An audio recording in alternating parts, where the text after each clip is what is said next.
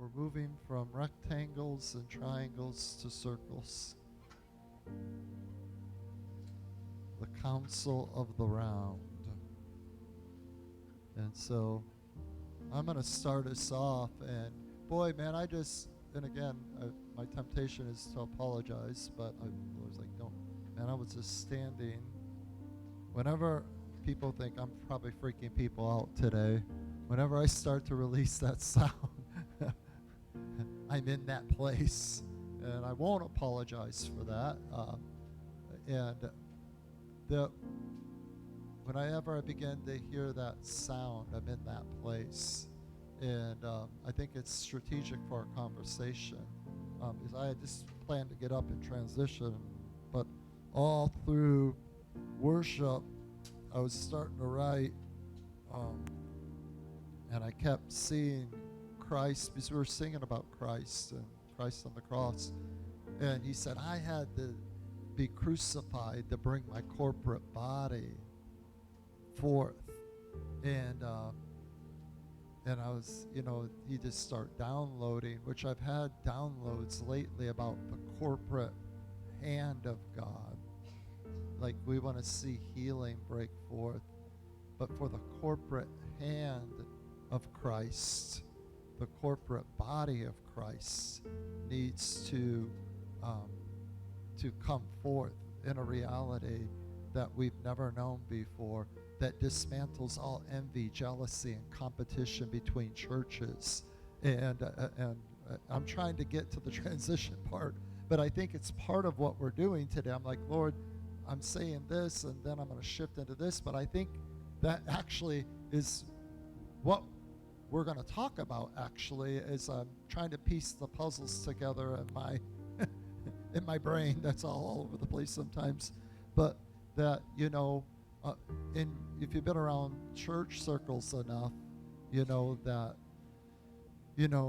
there's a lot of envy and jealousy and competition and churches competing. They don't mean they would never say that, but that happens. That's a common reality. So what does a corporate expression of the body of Christ look like? I've always felt, if you had one of my prophetic words for 15 years, it took 4 to carry the ark to bring the glory in a city. The Lord said, if I could get 4 that could walk together for one purpose, for my glory, not for their individual priestly mandate, that you could bring my glory to a city. And so I was writing down, how would that look in a city? You have your distinction, but you're really serving one purpose, but you're walking together in oneness. I believe the Lord wants to do this regionally, that we're not going to see the corporate hand, the power demonstration anymore through one man or one ministry or one church. I think that season's over with. That it's going to come through, but we got to get the corporate heart and the corporate mind, get out of Ed's mind and Ed's emotions and get into the corporate mind of Christ and the corporate heart of Christ. Then we'll see the corporate hand of Christ come forth. So there's times that maybe our own individual thing needs to go to the cross, which didn't make sense to the disciples. Think about it. That was troublesome. That was troublesome to the ones that followed Jesus, that followed Christ. That was, they couldn't even comprehend it. They thought it was defeat. They thought it was utter failure. They thought, what have I just spent 3.5 years of my life and going through all this stuff, and it ends like this? It's just like, we can't even begin to imagine the emotions. I was going to sit on his left and his right.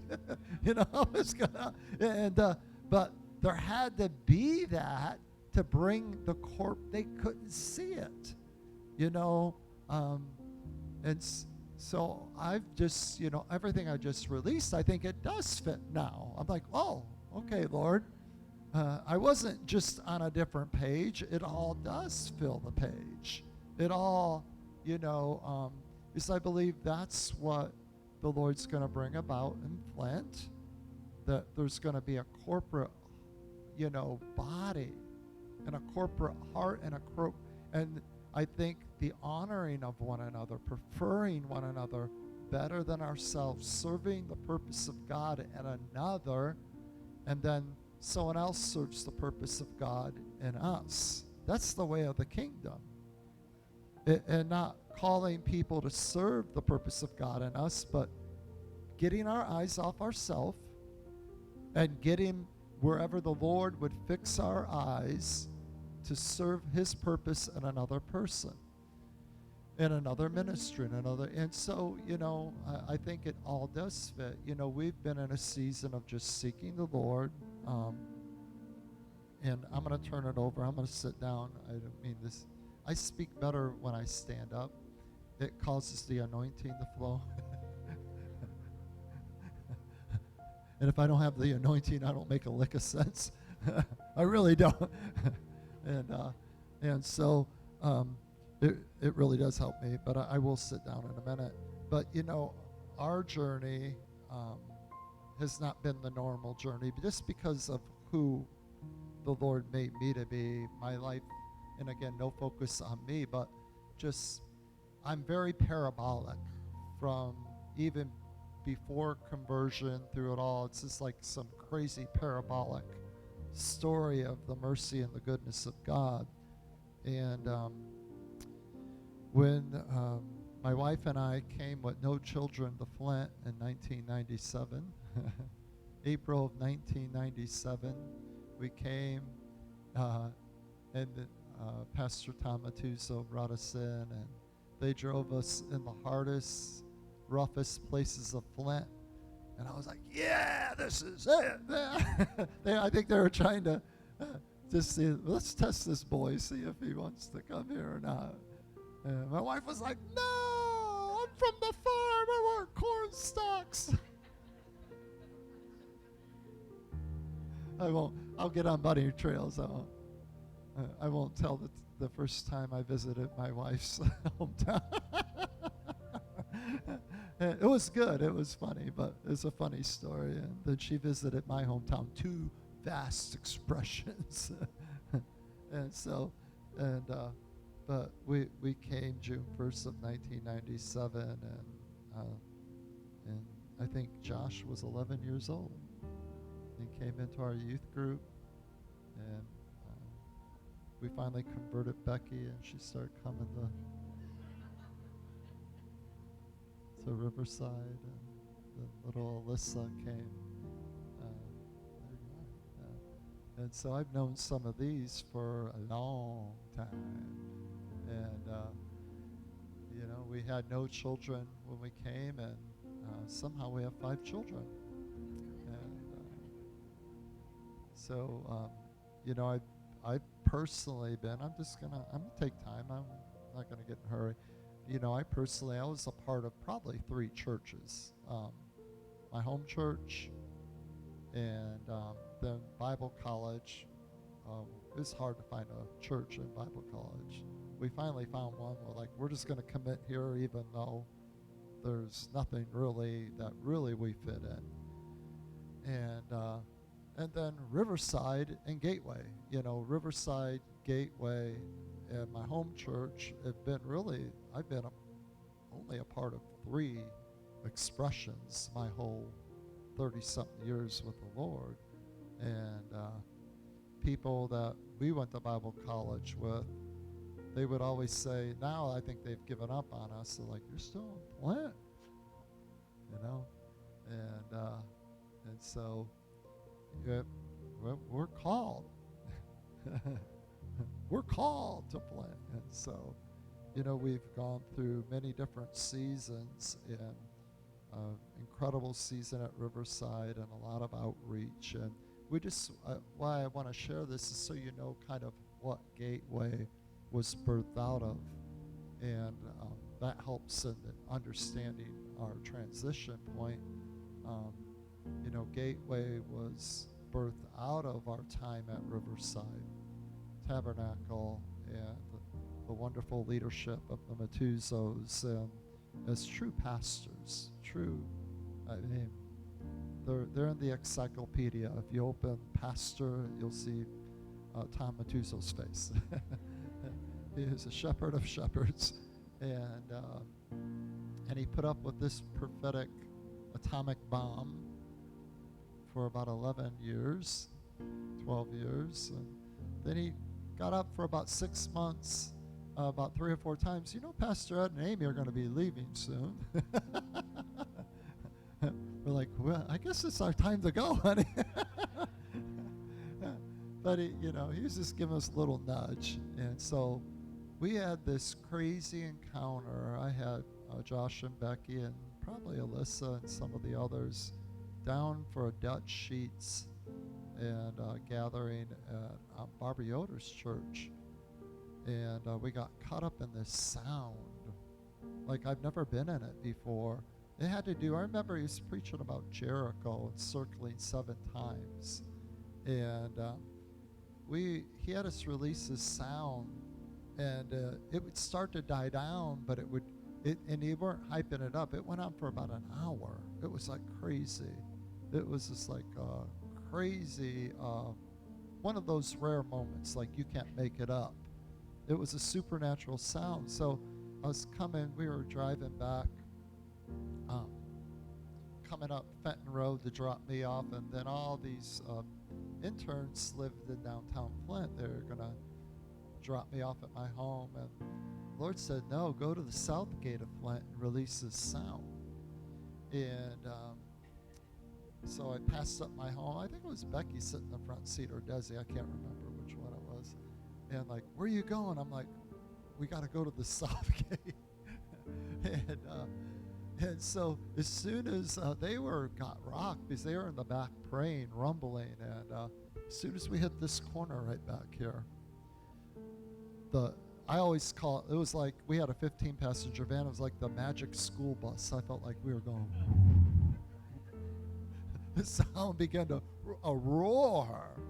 And so we get out here at the South Flint Plaza, which is the border for the city of Flint, on 11/11/2007. Probably, if I would have looked at the clock, it was probably at 11:11 p.m.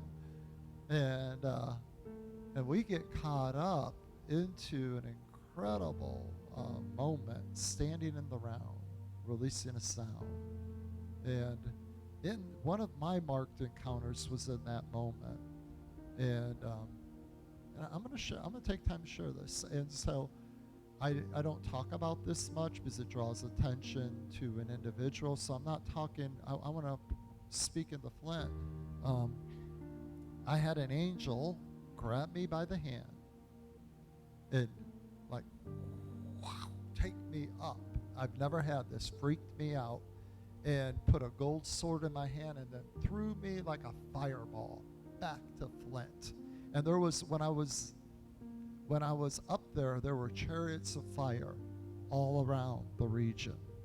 And it was greater than Flint. Chariots of fire. And when I hit the ground, my skin going, blah, blah, blah, blah, blah, like you ever seen, bam, it was like a atomic light bomb went off. And I thought we were going to have revival the next day. And then Chuck Pierce came to Ignite Flint in May of 2008 and said, I see a ring of fire around, and I'm like, and so through all that time, our transition at Riverside had come, and the word the Lord gave me at the South Gate is position yourself in the South Gate. Stretch forth like Psalm 110, my rod, and release my sound. That's very not typical for a church mandate. Stretch the rod of God, the word of the Lord, and release the sound like from here to here, and I'll shift the whole atmosphere over the region. And he made sure to say, and you'll get no credit for it in the natural. Okay, he let me know on the front end. And so that was our assignment in the corporate body, is every piece, every expression of the body is valuable. I went from being the evangelist, out on the streets, massive evangelism in the schools, to being Moses on a mountain with a rod so Joshua could win in the valley. That's a tough thing when you're used to do hands-on ministry, handing out. I mean, we did tons of evangelism. And I'll try to keep this story moving. And to go from all that hands-on ministry to standing on a mountain with a rod, that will confound human wisdom. That will get you some criticism too. What are you doing? Don't you care about souls? That's why I'm standing here at the south gate with a rod and releasing a sound. Oh, that's foolishness, and it is foolishness, but God, uses the foolish things. But that was our redemptive piece to many redemptive pieces. And so it'd be easy to be like, well, what are you doing? Why aren't you on the mountain with me? Come on. Everyone needs to be in their place doing their redemptive piece, because every piece matters. So even the Baptist piece, the Nazarene piece, every piece matters. And so, but if we're attacking each other, saying their piece doesn't matter, there will never be a corporate expression. There will never be a corporate heart. But we have to, I've been guilty of being judgmental and critical, and hopefully I've repented. I continue to repent of all that. And so that we need to see each other through the corporate heart, his heart, so the corporate hand can come forth. And so all that I just released really does go into, this piece. And so when we came here and started this, we had a lot of crazy. You can't make it up. Even just sitting in this building is like a crazy story I won't tell. So many different pieces of my whole life shifted in 2013 when Chuck Pierce gave me a silver arrowhead, and an eagle hit that window right back there the same day, walking by, and that was crazy. And then the whole thing through that season shifted our corporate reality, because it shifted my corporate reality. And then I started, the word he gave over Flint was, look north in 1996, strike the match, the fire will burn from Flint through Detroit, through the nation. And he gave me this silver arrowhead that he received from Rita Beargray, who's a good friend of mine now, not by coincidence, and said, this is a sign for Flint to be ignited. And, I actually thought at that moment, finally, this is the atomic glory bomb that's going to go off. Okay, I had to wait from 2007 to 2013, but now, finally, it's going to go off. And so, but then I started running, and the Lord showed me, you were running with the fire from Flint through Detroit, through the nation. And I'm going to raise up a whole movement of fire runners from Flint. That what you're thinking is everyone's going to come, and it's going to be the next Brownsville and it might be, but what if it's this, Ed? What if it's a commissioning portal that I commission end-time burning ones, fire runners? Come on. You know what I'm saying? That from Flint, the fire goes through the nation. And so it's not becoming empire building. We've been good at empire building, but and I've not been good at fathering and mothering, because I'm so prophetic and focused on the word of the Lord. But we got to be good at fathering and mothering, and really transition into that. And so, I've run and run and run and run now. And some of my journeys, if you're not aware, we did one with our family that changed the whole course of our life, 2014, and led us to Israel in 2015, meeting the Underground Church of China, traveled the world with the Chinese, and that led us through Utah, and never thought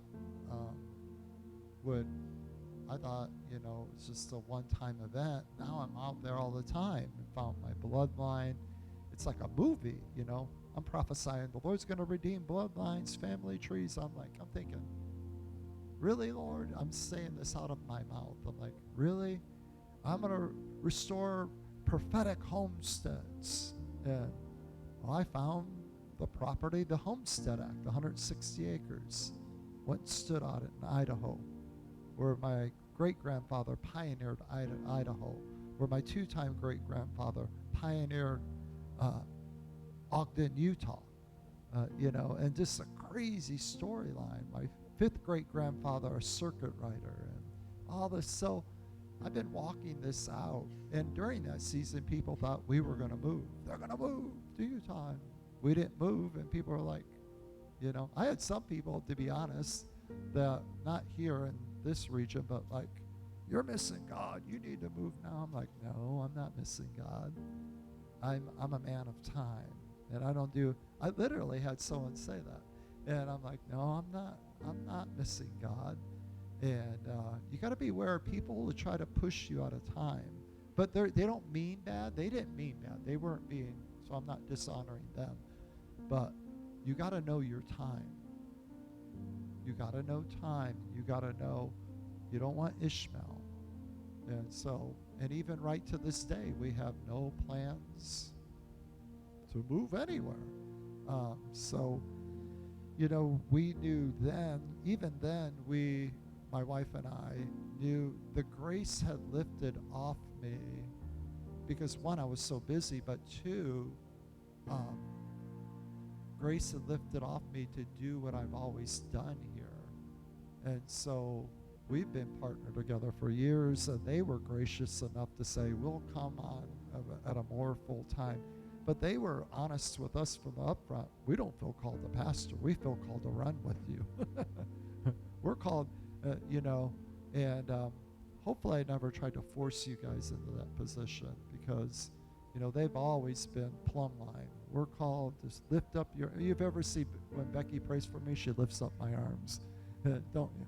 And she's like, we're called to lift up your arms. I mean, there is not a more faithful couple than this couple right here that have been faithful. And it's sometimes made me uncomfortable, because they're so faithful to us that it's like, serve God, but we're serving the purpose of God through you, and they've just been plumb line, and then others, I know I'll draw the focus to them, but we knew they came on at a more, not full-time, but a more full-time status, and took things off Miss Amy's plate. And because basically I got up and preached and did my thing and led prayer sets and the burn, and she did everything. And so, and especially in the early years, and so they were gracious. And so we knew at that time, really, we were beginning to transition into what? We don't know, more of an apostolic role. And I don't call myself an apostle, because I'm not that at this point. And so I do have apostolic graces, though. I am a pioneer. I pioneer, I forge, I build. And so I do have those aspects of the apostolic. And but I felt to take more of an apostolic leader role than a pastoral role, in the sense of the pastoral gift. I can pastor, I can be an evangelist, I really can. I love evangelism. I can operate the evangelist, I can operate, I don't say it a lot, I'm a prophet is what I am. I mean, I don't say that a lot. I don't like titles, but that's my function, to serve the body. I can pastor, but it's probably my lesser redemptive gift. But we're all called to pastor. It's called to pastor your neighborhood, pastor. I'm taking the long version, but I'm going to take the long version. And, we're all called to pastor in some measure, shepherd and disciple. And so, I try to teach. If I can't keep myself out of the anointing, I can teach. And so, but I'm a prophet is what I am. And prophets usually are not good pastors. That's what I've been told, in the sense of, they blow things up and leave it to the teachers to help explain what the heck did he mean. Grace, grace, grace. Grace upon you all. But it's becoming more clear, I think. And so we have met, then really, some of you were there, and I'm just telling the story, and then I'm going to let them share, let my wife share kind of my processing. I felt 2020 back in 2019. I never even told my wife or nobody that. I felt 2022 would be our transition year of a major way of turning everything over, and not, because to really lead effectively, you need to be plumb in your focus. Like, you got to set the vision, the mandate, and my vision was all over the place, you know what I mean? And I really neglected the vision of the house, because you can only do so many things well. It wasn't not about a heart issue or not loving the people of Gateway, because I love Gateway, and Gateway's not an organization, it's a people. And I love Gateway, but my heart was being pulled in so many directions, and just even my sphere of, if you ever text me and I don't respond right away, please don't get offended. I can open my phone right now, I probably have 15, and it sounds horrible, but it just, I've given my phone number to too many people. So I got people all over the nation texting me, and all this. So it's just being pulled so many directions. It's like, I can't do this. Help me, Jesus. It's just like, it's all good too, and it's all God. And thank God for my wife. She's the one that, she has wisdom to help me out in times like that. Like, one, you need to quit giving your phone to everyone. And two, you can't do it all. And it's all good, but so it really felt in 2020 to make that transition to step in more of an apostolic role. And that became a tough year for this house in many ways, on many different levels. And it was just like, bam. And so I really felt led to do the tent one more time for myself. Like, I actually put the tent up because I felt, and I'm just being real honest, I'm very transparent if you've been around me. I tell on myself all the time. I put the tent up. I'm like, Lord, I feel like I'm supposed to put the tent up at City Hall one more time. That this is somehow a transition for me in Flint. And even though I don't know where I'm going, I don't have no plan. And so some of you were there. And, that I had at the end, Flint released me. I literally, and again, I don't plan, I still have vision for Flint. I still believe that I'm established in Flint.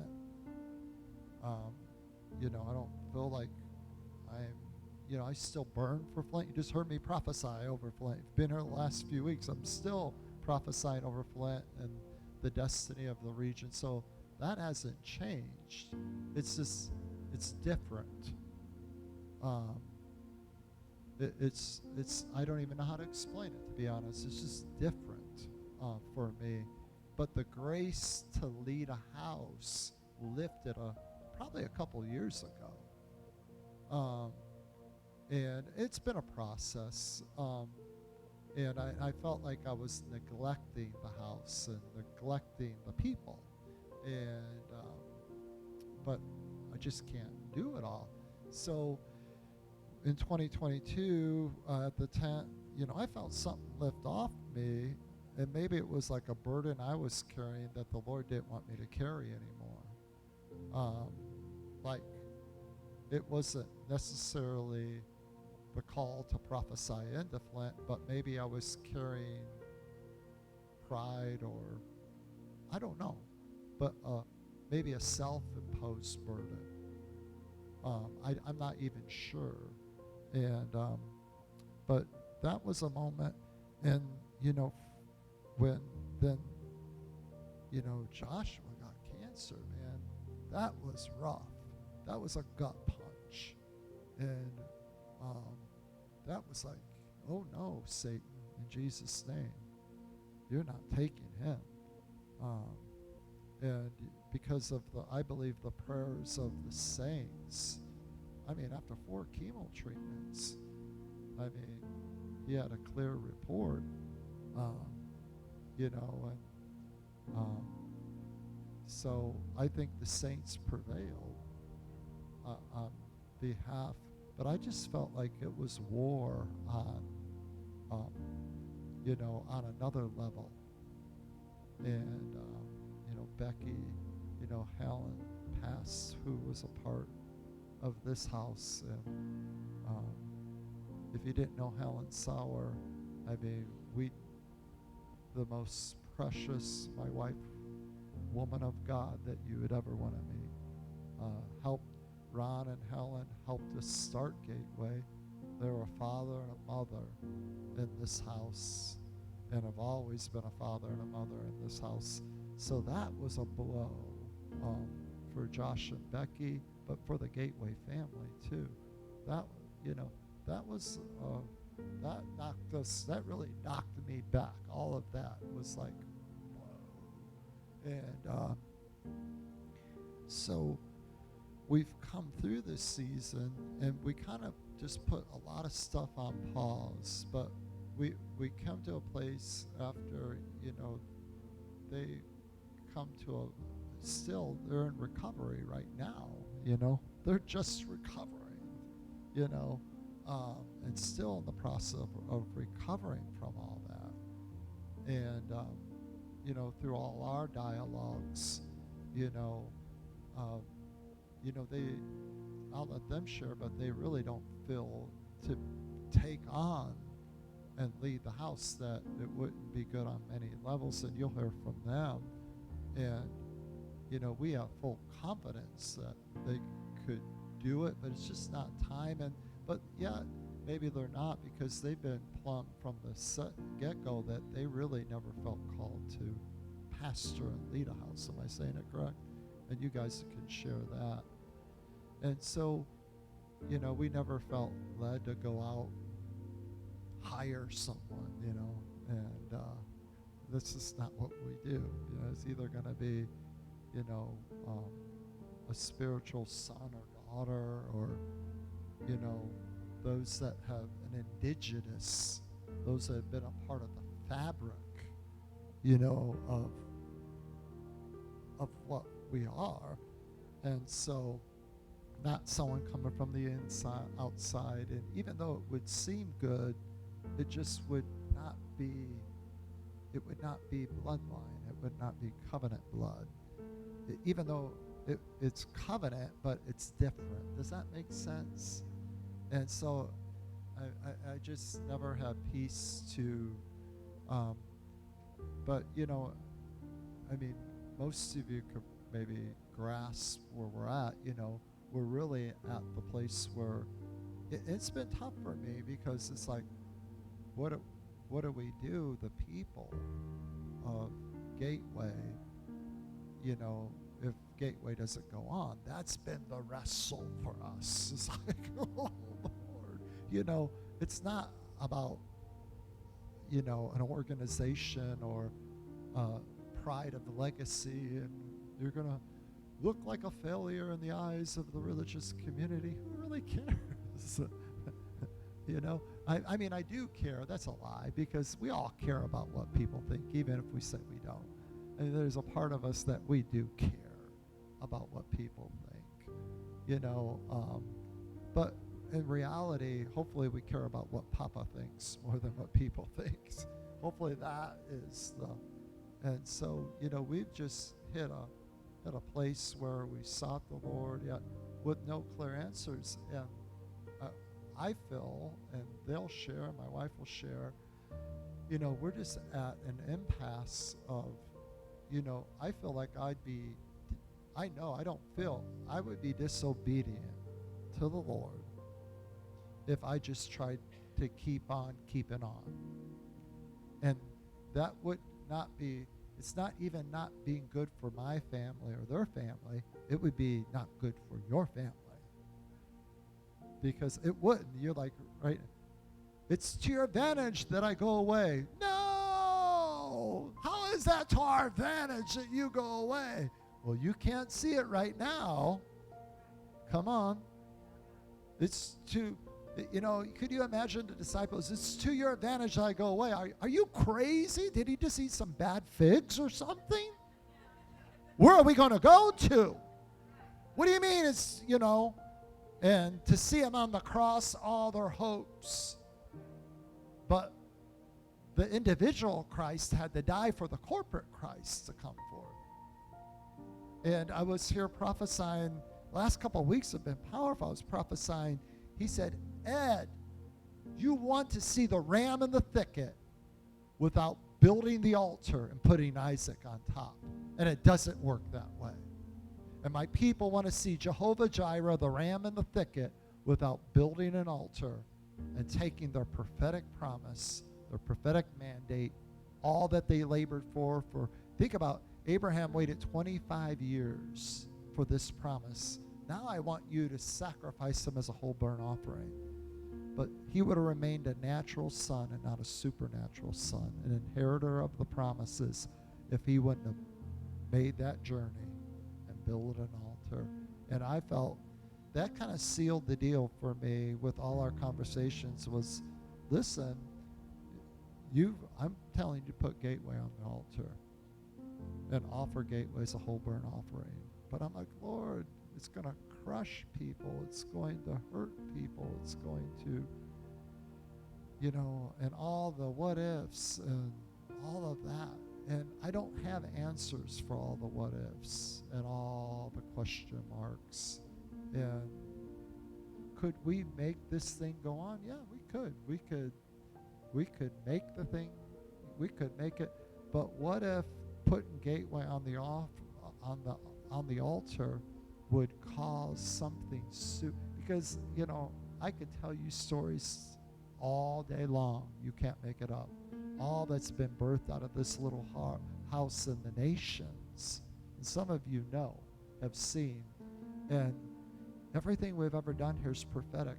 What would it look like to say, we're going, even though we could go on, we could make it happen, we could, what does it speak in the heavens and on the earth to build an altar and put it all on the altar and say, let the corporate body of Christ now come forth? How can we serve the corporate body regionally at a great, we've done Fifth Sunday. That was part of dismantling envy and jealousy and dismantling, we've done that for 6 years. And we've always gone and served other people's stuff always the regional. But what would this expression look like now? And I don't think we're going to see what it really is meant to be without first build what we're doing today. And I mean, so we just feel our season's done. Not, again, we're not moving, they're not moving, we just feel like Gateway has served the purpose of the Lord for 14 years. That's just tough to say. It doesn't make sense. It doesn't make sense. It hurts. And my biggest fear is it would hurt your heart. And it would seem insensitive to your emotions. And I don't want to be insensitive to what this means to your family and your children.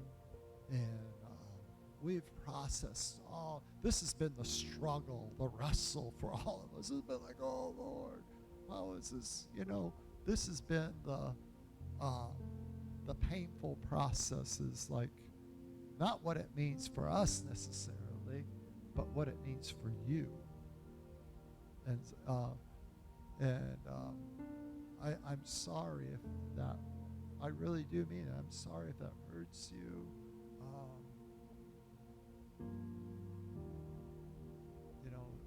There'll be a process. This is honestly in the flesh the last thing I want to do. I'm coming out of my cocoon and my safe place. Gateway's my safe place. Gateway's my people, my tribe, but I just keep hearing what Churchill said. It's not the end, it's the beginning.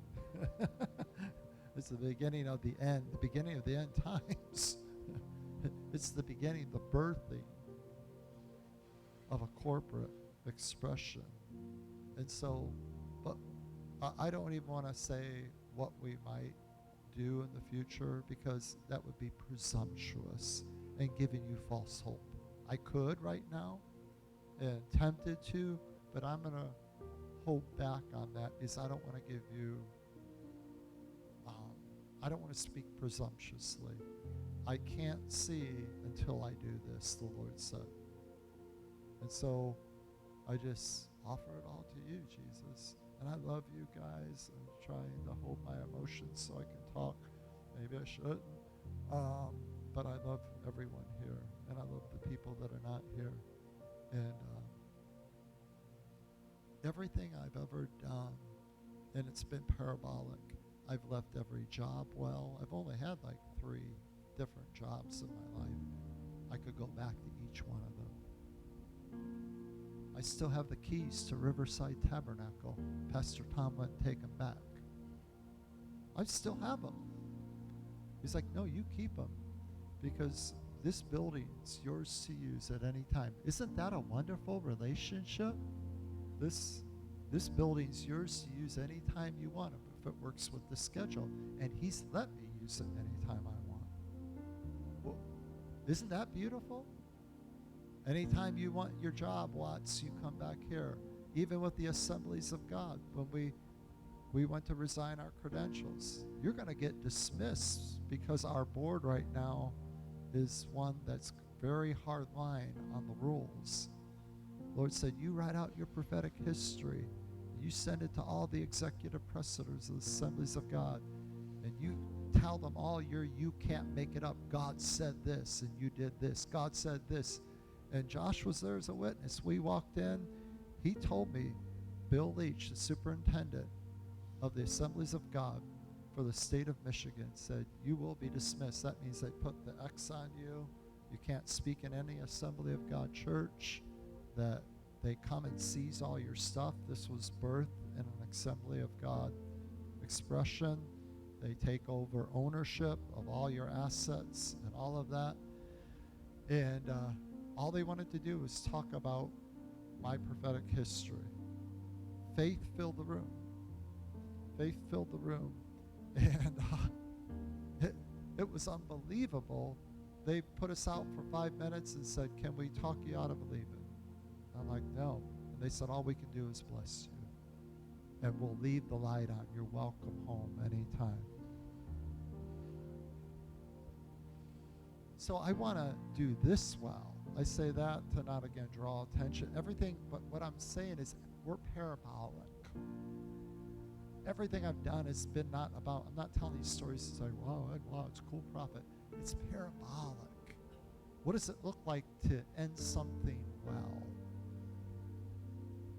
Not in, the pastor cheated on his wife, or, or there was financial,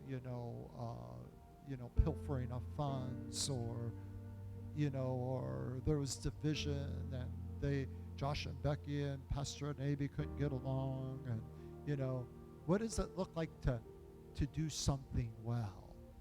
Come on. And to, when Josh and I are leaving to go out of this meeting at the Assemblies of God, one of the presbyters falls down the hall and said, pulls us inside room, man, the fire of God was there. Can you release this fire on me? Josh, we looked at each other, we got in the car, I was like, what just happened? But see, doing something well, I told those guys, I know you have to dismiss me, you're bound by the parameters of, the things that have been laid before you, but I just want you to know, I looked at every one of them, I'm not going to speak bad about you, I'm not going to speak evil of you. After I leave this room, I'm going to honor you, I'm going to bless you, and I'm going to love you. And I'm fine with you dismissing me. And I think that just melted it all. Because a lot of times when we end, like when people leave churches, we have to make it, and I'm going to stop with this, but I've seen this in church circles. We have to make it about what's wrong. Well, they're wrong, and I left because they're not, or because of this. How about it's just time? How about it nobody has to be at fault for something? I did share my concerns with the leadership, but I sandwiched it in a lot of good things that they do right. I didn't make it about Assemblies of God are wicked, I made it's about my time.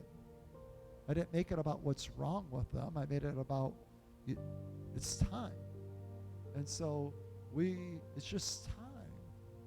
And it's not about wrong. It's not about any of that. It's just time. So I'm going to hand it off to the next. I took all our time. You share, though. I want you to share eventually. I think you should share next, maybe. Or, yeah, my wife should share next. You want to sit? You want me to sit with you? Yeah. Thank you for letting me stand up. It helped me to communicate. No, it really did. It helped me to communicate a lot better. And now we'll move. How about we just all four move up here? And thank you for giving me the time to do that. And I was going to sit, but I don't know. I just don't communicate well sitting in a chair. I just don't. I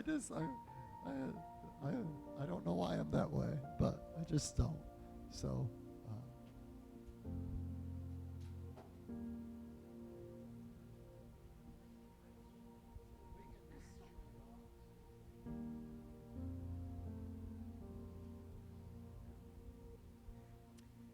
I don't have a whole lot to add. I love you all. This is, of course, really hard because you all mean so much to us. You've all poured into my children. You've poured into us. And you've been a family. This is not a church, it's a family. And you all mean so much to me. And I really, really appreciate all of you and all you've done through the years.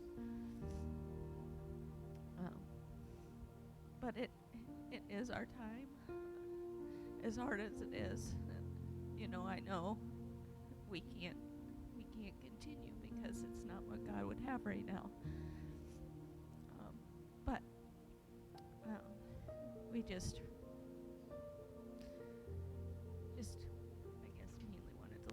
just know how much you all have meant to us as a family. So many have poured in different ways, different seasons, different times, and I'm a doer. So those who have helped and done, it's meant a lot to me. But even those who haven't done, just you being here, your support, your prayers, have truly meant a lot to us. And your continued support and prayers and love. And this isn't the end, because we're a family. And so hopefully we continue to stay connected and continue to be in one another's lives. Yeah. But yeah, I mean, it really has been a difficult season. The last year or two has been a difficult season. And we don't want to keep holding on to something that we're not supposed to hold on to. And so, as much as it's hard emotionally and stuff, we know that the Lord is in control. And He has something better for all of us, even though, it's hard to see. So, but again, thank you, especially this last year, as they've been going through so much, and I was trying to hold down the fort while my husband was gone, and people stepped up to help, and I really, really appreciate it. And sorry I couldn't be a better leader in that time, but anyway, appreciate everything. But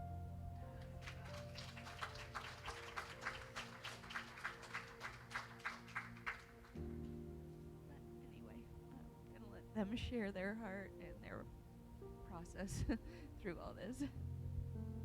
Pass. Oh,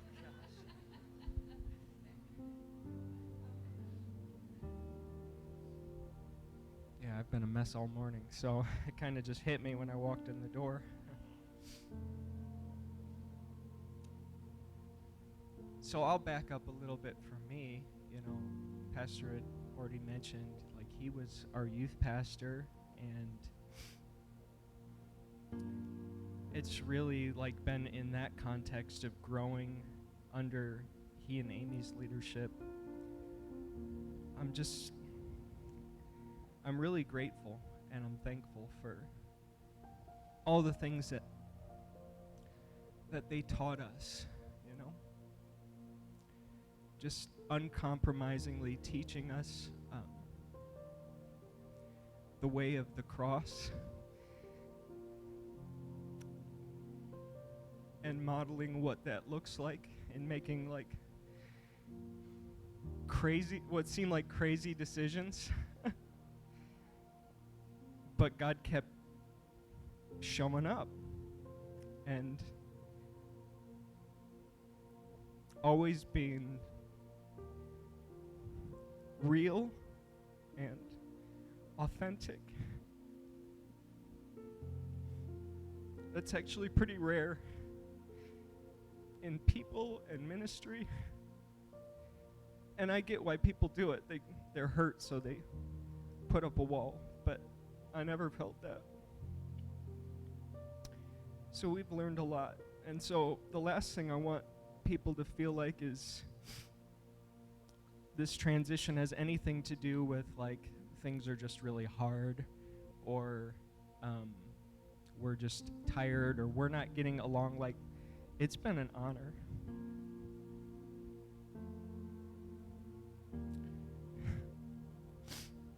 It's been an honor to serve with you guys.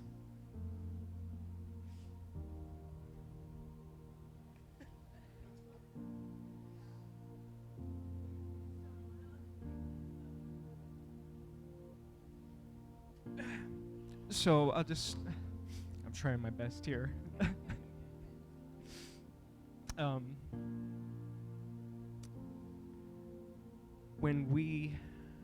When Gateway first kind of was becoming a dream and a reality, we knew the Lord was speaking to us. And I'll just give you just a little sense of the storyline and arc of my own life. Probably from age 11 or 12 on to 22, I had at least 3 separate experiences where people who did not know me, did not know my name at all, like picked me out of a crowd and prophesied over me, the Lord says, "You're Joshua." And so that's always been a marking thing in my life that the Lord has spoken through. And so when we came into training for ministry, like we were in an internship at Riverside Tabernacle serving alongside Pastor Ed and Amy, like the Lord spoke in very clear ways to me that when Gateway began, that we were to follow, because it was like a Joshua and Moses kind of thing. And the Lord's bringing more understanding even to what exactly that means, you know, like, because I always would say, I'm like, I'm not, like, because where it all goes in that story, if you remember, is Moses dies. I'm like, I'm not saying you're going to die. Like, but we just knew that we were supposed to serve. And that was, I mean, you could not have convinced me otherwise. We were confident in that, and I'm still confident in that. But as we've come to this season of transition, and really it's been for the past several years, there's been a sense of, I don't even know the words to put on it, an uneasiness, just a sense of like there's something more, there's something new, but not really having any idea what that was. And not knowing what to do with that, because we love our Gateway family. Like, I had no intentions of going anywhere. But yeah, that's been the last several years. And as Pastor Ed mentioned, we've always been consistent in the sense of like, people would say to me like, well, when one day you're gonna senior pastor your own church, and like, that was never, it was like, honestly, like people would say that to me, I'd go, like, I don't, that's not a desire that we have. We were so content to be a part of the team, fulfilling our piece, whatever that looked like.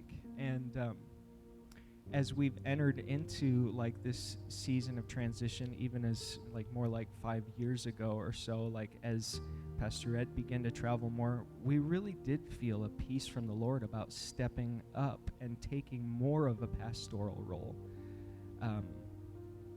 There was a grace to do it, and we have loved serving and getting to know everyone on such a deep level. That's honestly one of the hardest things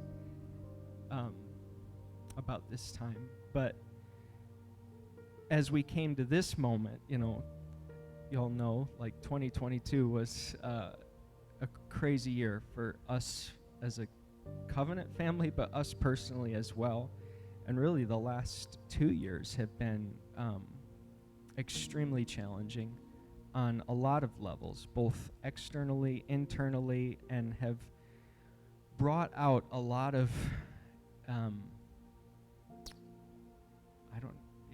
heart issues, wounds. I mean, do you want to speak into this? Because I feel like you do this better than I do.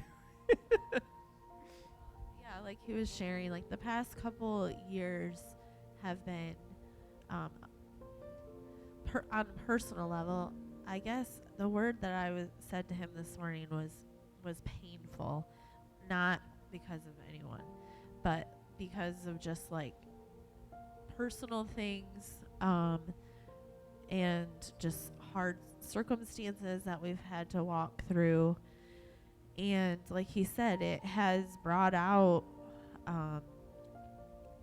some heart issues for us personally that the Lord has put his finger on, and has caused some additional hurts on the way that we have to navigate and work through. And I guess all that to say, like, part of our reason that we feel that we're not to continue like leading Gateway is because we really feel that the Lord wants us to take an intentional season to get heart healthy and to heal. We're, like he said, we're still kind of in recovery. But I don't know. I was gonna say the thought of going on that journey without my family sounds sad and bad, but I don't feel like that we are. Like we don't have to, you know. Like we will still have all you guys. I hope, I pray, and we'll all still. I don't know. It's such an unknown season. Like we don't know what the future looks like, and that's really scary. But what is hardest is like I don't want to lose my family, but I know I don't have to. So y'all better not leave me because I'm gonna be pounding on your door. What was I supposed to share? But like Pastor Ed said, we have been consistent this whole time. We have never had a desire to be senior pastors. It's never been a goal of ours. But we have wanted to stay in the place of being willing. So that's what we've done. We've just tried to always posture our hearts to be willing to say yes to whatever the Lord has. And we did have grace for a season to step into that more. But we just don't feel to fully take that on and all that entails. So we love you guys. It's not because of you. Yeah, seriously, that's why I wanted to iterate that from the beginning. We're not like,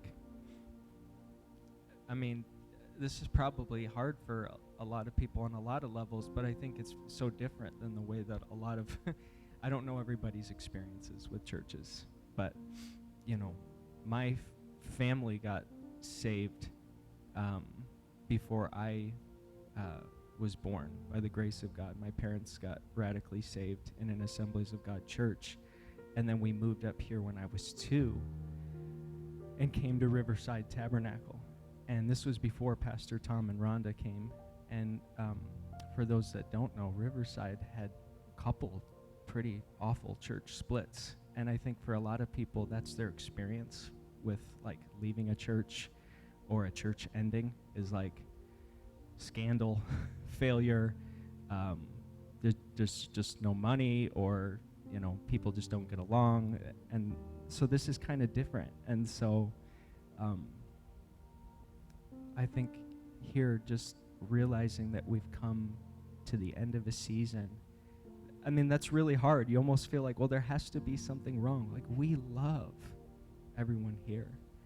We love Pastor and Amy. We see ourselves still running together, you know. So, but we haven't felt what we felt in the beginning when we knew we were supposed to come help plant Gateway and put our hands to the plow. We haven't felt that peace or confidence. And so we know that this season is ending, but still not knowing like what the next season looks like. And so there's kind of some uncertainty there, but we're just trusting his leadership. Can I say one more thing? You know, one thing that really the Lord spoke to me just even at the beginning of the journey, like right after her mom passed, and I had just gotten out of the hospital. I don't even know if I had gotten the full diagnosis yet, but we pretty much knew it was like lymphoma or something like that. The Lord encountered me several times, and one of those experiences, I've shared the one about Jesus coming in the midst of, you know, the enemy surrounding me, and he protected me, but he also lifted my head above the earth. so that I could see the warfare from his perspective. And the crazy thing was, it looked so small, you know? And many of the things we walk through that seem like the end of the world, maybe this seems like the end of the world to some people, like, it's so small. It, not in the sense of insignificant, because it's real heart journey and pain, but like in the scope of eternity, God has something big that he's doing. And the whole earth is in transition, and we just have to trust his leadership. So that was one day, that was one encounter, and then the next one was I was meditating on Psalm 23, and I just became overwhelmed by the goodness of the Lord and his leadership in my life, in our family's life. And that verse where it says, surely goodness and mercy, it's been following us, and it will continue to follow us. Yeah, that's for all of us. I just wanted to say, like, this is not like a decision we've made lightly. I'm sure you can see that, but you know, we personally have been seeking the Lord about this for months and asking him for clarity and for direction, and are we to do this or not do this? And you know, we've prayed, we've fasted, we went on sabbatical to try and just hear the Lord, and we don't have a clear, confident yes, you're to do this, and so we can't move forward and try and make something continue. I mean, we could. We could. I mean, we could put our hand to the plow and do it, but I think we would be in disobedience to try and do that. Yeah, I think that was it. Oh, there was one other thing that I was kind of meditating on through all of this, and just how, like, we as a leadership have always felt in that part of one of the things that Gateway is a launching pad. You know, people have come, they've gotten what they needed from the Lord, and they've been, you know, launched back out. And I said to Josh in the midst of all this, you know, what if this is our launching pad season, like all of us, you know, that we're coming into a season where it's time. We're all like launching out. It's bittersweet, but I don't know. Along those lines, I'll put my son on the spot, but along those lines, when we were talking to our kids, my son Joshua, when we were talking about this, is, you know, we're like, you know, there's no place like Gateway, you know. There's no church like Gateway, you know. What are people going to do? Where are they going to go, you know? And he's, you know, in so many words, I don't want to misrepresent what he said, but basically in so many words, he's like, yeah, but they can take that to whatever church they go to. And, you know, and that they can, you know, bring what a piece of Gateway to that. And, you know, so that, you know, that was an encouragement, you know, because it is hard, because there isn't any place like Gateway, you know. I think we've built such a unique family here. So, but hopefully, like Becky said, as we launch out from here, we can take a piece of Gateway with us and create that, you know, family in other places as well. So, and I'll be the practical person that I always am, is we're planning to continue to meet for another couple months. September 10th will be our final service, our last supper, I'm calling it. We're going to have a fellowship that day. The 8th, Friday, the 8th will be our final burn. Then the 9th will be our regional last service. And then the 10th will be our family fellowship, our last fellowship together. So September 10th, we would love to have you all continue with us until then, but I understand, you know, if people feel the need to go find a new place before then, that's fine as well. But that's kind of what we're looking at, the dates we're looking at, and it's going to be a process over the next couple months, but we'd love to have you continue alongside us in the process.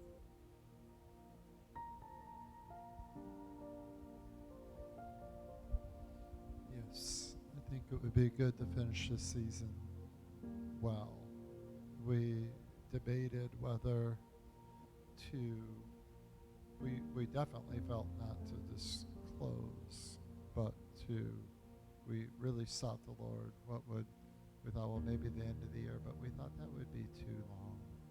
And so, again, we apologize for this is not easy, it's painful, but I do feel confident that this is going to birth something, a corporate expression of the heart of the Lord that I just can't see right now. It doesn't make any sense. But it does here. Now, we're at 12:35. We could do a couple things. We'd like to pray before we go. And, but does someone have, I'm opening myself up. Do you have a question that would fit into? Yes, sir. Yes.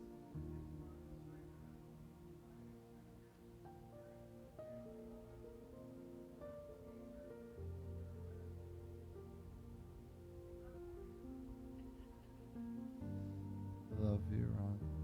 So, does anyone else have a question or a comment? We don't want to go all day, but we want to make room for your conversation. Is anyone? Yes.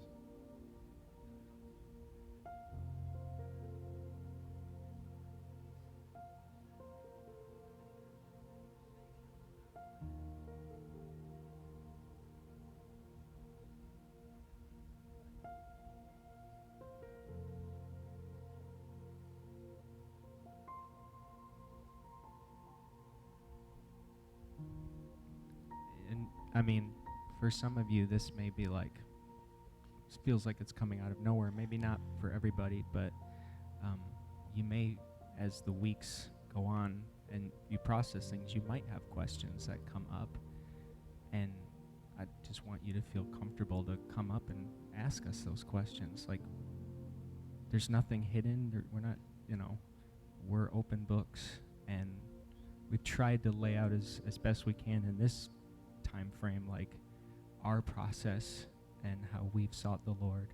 But you might have other questions that come up. So if it doesn't happen right now, it's not like a question time is over. Like, you can come to us and talk to us, and we'll be honest with you.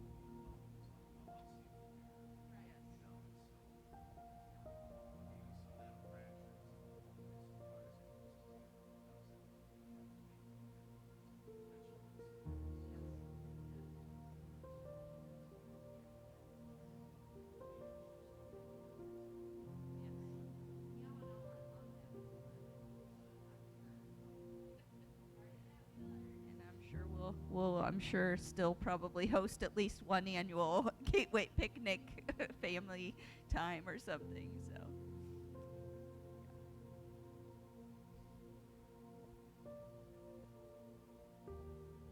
Norma's the only other people besides Josh and Becky and that have been with us the entire time that we've planted.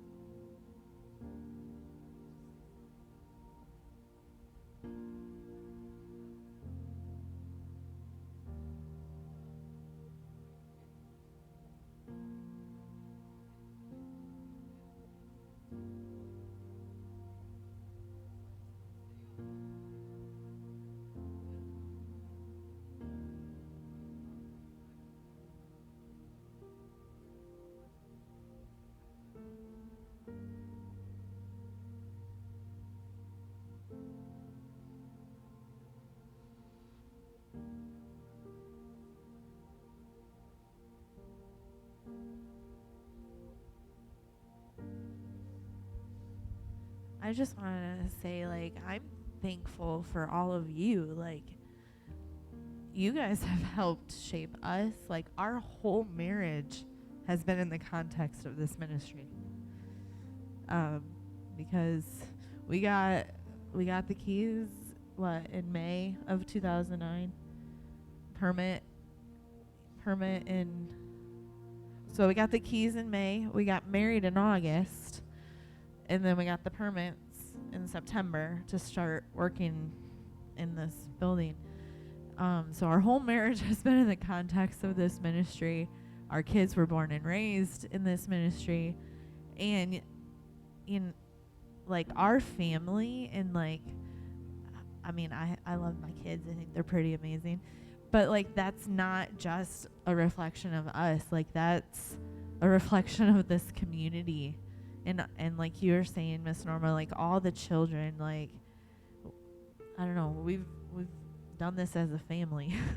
So I guess I'm just saying I love you guys so much and so thankful for all of you. And family's family, so you can't escape us. Did you want to say something? Are we passing the mic or no? Okay.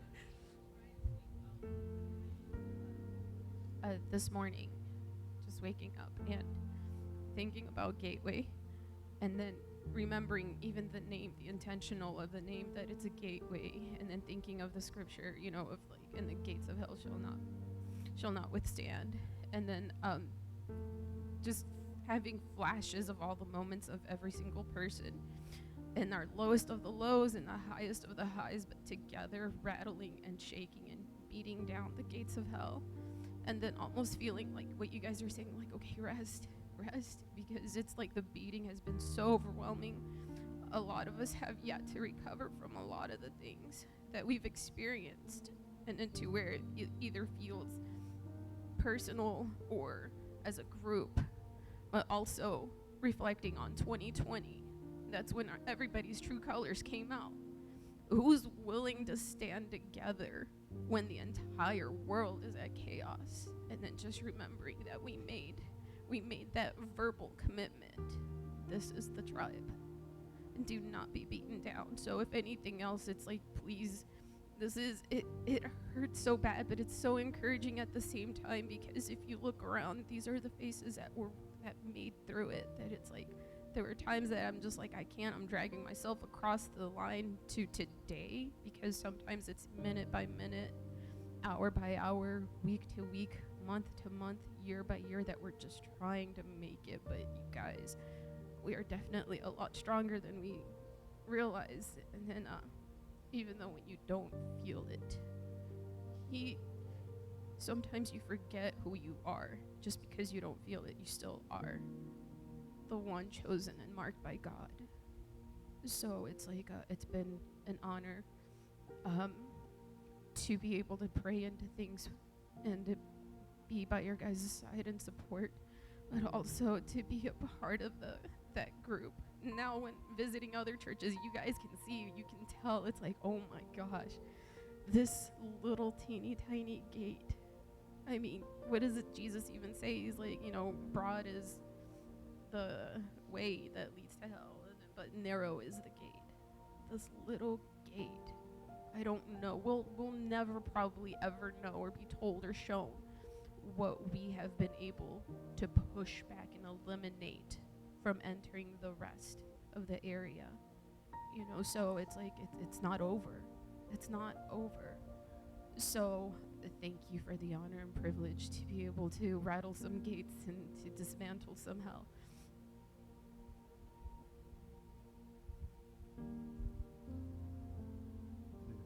Come on, Sandy. Yeah.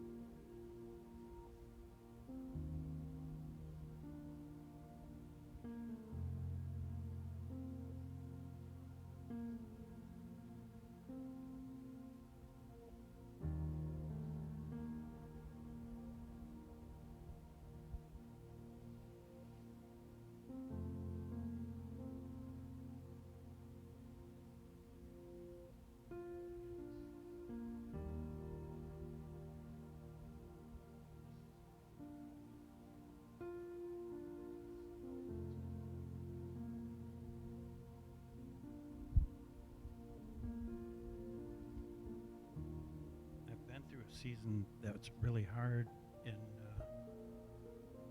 the time that I've known you guys, and I just wanted. I was looking at kind of going through something even right now, but the Lord has been faithful. He's been faithful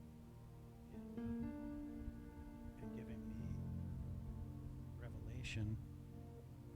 But here's the thing, guys. I didn't have any of that understanding until I came here.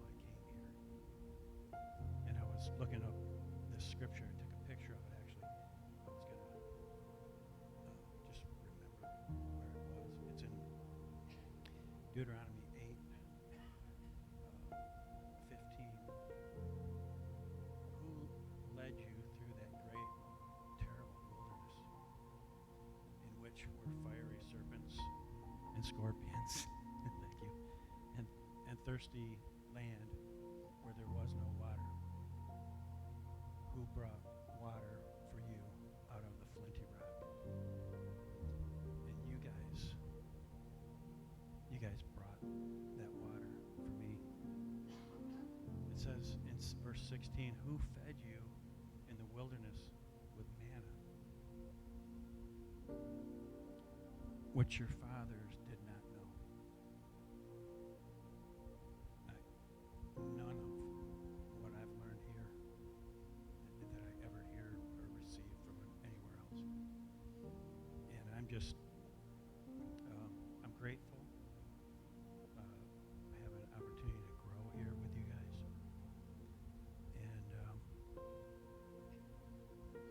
And I just, as I look back at the picture that I took, it wasn't just verse 15, it didn't start there. So there's more revelation in the picture that I took. And so I want to share that.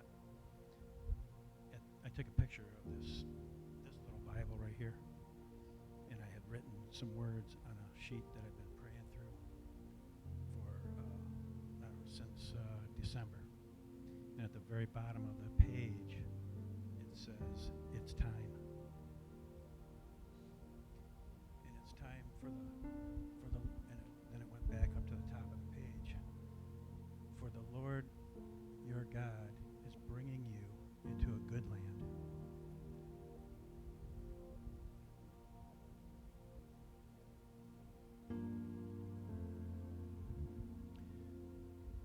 I'm having trouble holding the microphone this close to my face and the words. Will you hold it?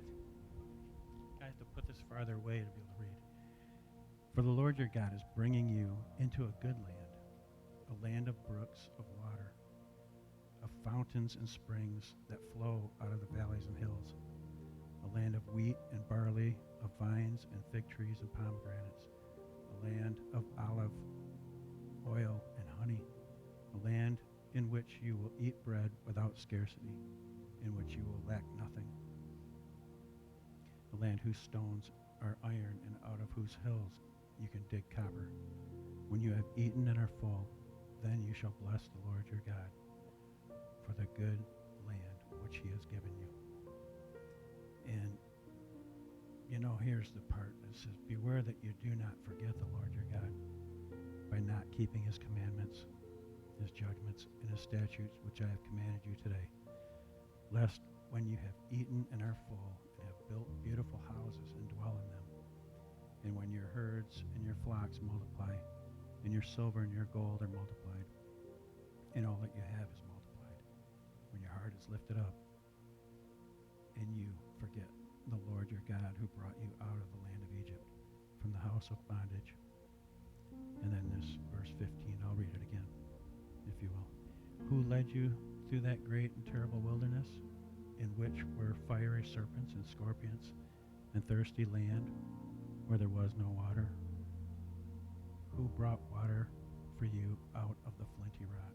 And I will say again that you guys have led me through this time of my life. Who fed you in the wilderness with manna, which your fathers did not know, that he might humble you, and that he might test you, and do what is good in the end. And I'm going to read this, but then you shall say in your heart, my power and the might of my hand has gained me this wealth. But no, verse 18. But you shall remember the Lord your God, for it is he who gives you the power to get wealth, that he may establish his covenant, which he swore to your fathers, as it is this day.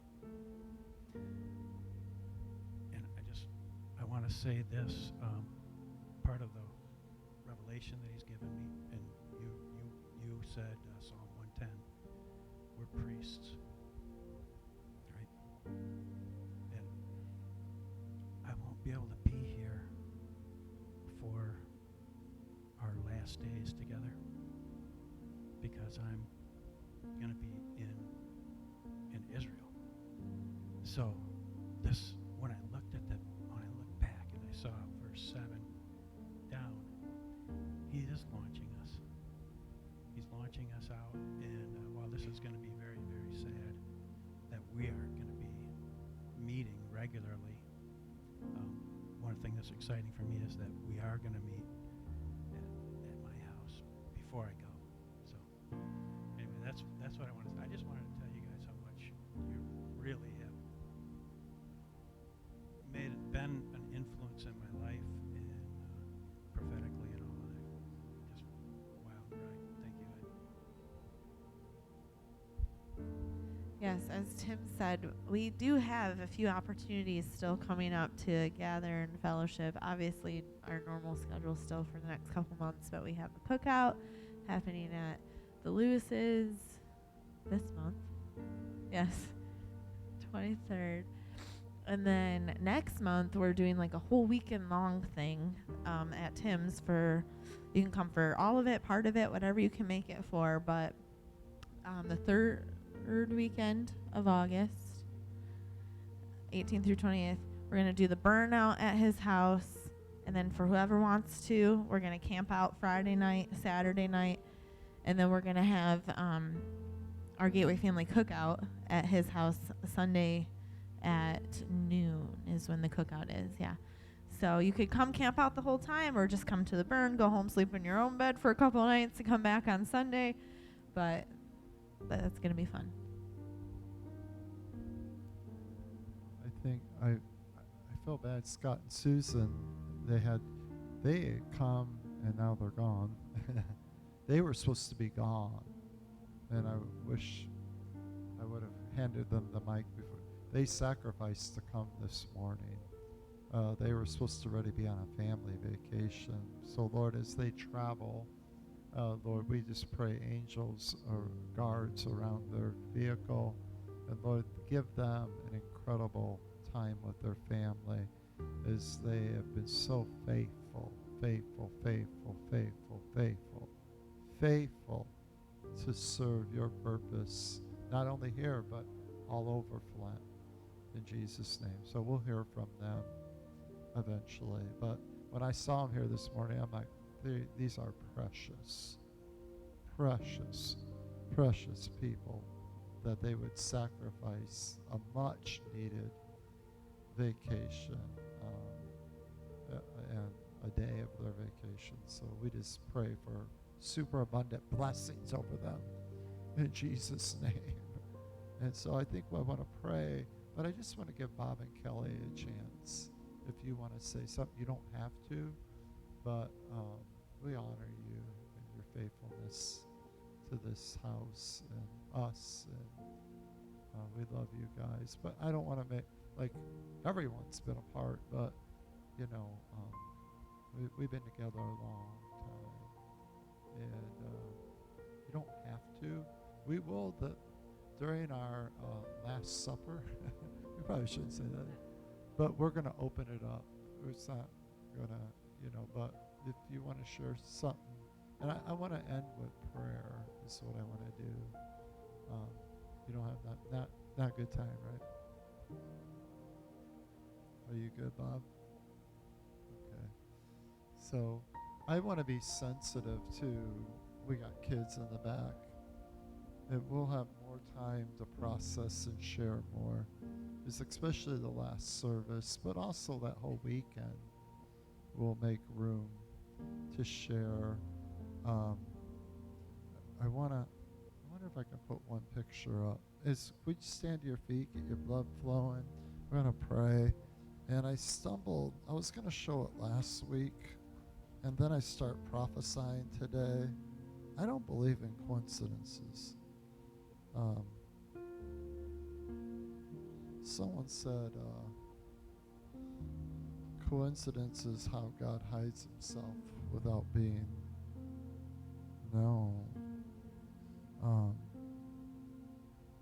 And I want to show this picture because I really believe it's a picture of what the Lord is birthing through all this.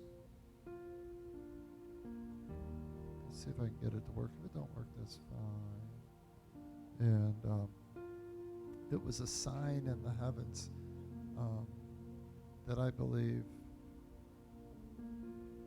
maybe it won't work. It's not meant to be. It's not meant to be.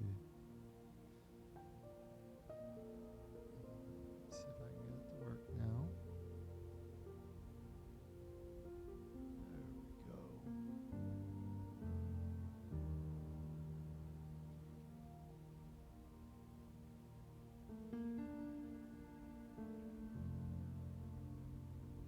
And it's not meant to be. I'll show it. It's going to become my message in the upcoming weeks as we about the heart of God. And the Lord's doing something very unusual at homes. And there we go. Let's see if we can get this to work. I think it'd be a great way. This happened on my last trip in the sky. You heard about the upside down rainbow when all the churches gathered at this happened. What does that look like? A heart, a rainbow heart. over the city we were ministering in. Now, I find it unusual because see that stone, that heart stone, September 10th? That's our last service. Virgin River. I pulled it out of the Virgin River that comes out of Zion. And we were pulling 12 stones. Josh was there. Me, Josh, and James went to the headwater of the Virgin River. And then we went down to the Virgin River in St. George into the city. We crossed the river like crazy people, 4 people carrying the ark, all the way across the river, walked across the river. I pulled 11 stones out, and the Lord said, turn and pull out of the deep water the 12th stone, and the heart stone came out. Well, I was speaking about it in Idaho. In our last service, we were doing kind of what I was prophesying today about the corporate heart of the Lord. And we were doing these covenant baptisms, renewing our covenant with the Lord. And this is what appeared. I never talked about that heart stone before. That's what appeared in the sky. I believe that's what the Lord's doing through all this. Of course, it has to be prophetic for me. And but I saw this today, September 10th, 2021. There, I'm standing in the virgin water with the heart of God. That's our last service, September 10th. And I just believe that what we're doing is a prophetic reality of bringing forth his covenant rainbow heart regionally. And so that's how I want to end our time in prayer. And I'll talk more about this because I believe it's the heart of God right now. The corporate Christ. The corporate mind of Christ. The corporate heart of Christ that releases the corporate hand of Christ. And so can we just come close and we'll pray. I'm not sure how to pray. Pray over, I don't know.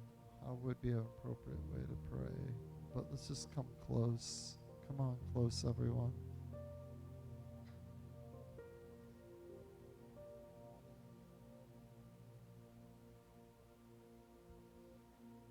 Lord, we make your corporate heart. We make your corporate heart right here, Lord. And just touch somebody. Lord, we are your corporate heart. We are your covenant heart. We are the true rainbow of covenant in the sky. You said you'd set your rainbow in the sky as your covenant promise. And Lord, I thank you, Lord, for your heart being seen. Jesus, help us in this process. Help the hearts of all of us. Help our hearts in this process not to be damaged or wounded, but put your heart in our heart. Heal hearts, heal hurts. Lord, pray for this Gateway family. Lord, touch our hearts, touch our emotions. As we trust you, even though it doesn't make sense. Lord, just help us. Help us in this process. Help us not to be hopeless, or we know it's the end, but Lord, it's not the end of the end, it's the end of the beginning. I thank you for new beginnings for every heart here. I thank you for a launching pad for every heart. I thank you for a corporate expression like we never thought would be possible. Jesus, we love you. Pour comfort and grace over all our hearts right now. Let your presence fill our lives and our homes. And Jesus, I thank you in the following weeks for, Lord, just a celebration of what you're launching. Not what you're ending, but what you're launching. Help us to see now the Ram. Help us to see the redemption, the atonement. Help us to hear the sound of the ram's horn. Help us to hear the sound of redemption. Lord, for all we carry and represent. So as we conclude our time together, I speak shalom over every individual, every family, over the young ones and the old ones, Lord. And so we go forth, Lord, I thank you that we're going to begin to see something that we never thought we'd see, like a rainbow heart in the sky. Oh, Lord, we're going to see your heart at a greater dimension, your covenant love and mercies. In Jesus' name, amen. Amen, amen. Amen. Well, we're good. Are we good? So, you're good, Josh? That's I'm looking for you guys. You're good? Amen. Well, we love you. Thank you, everyone. Thank you, thank you. And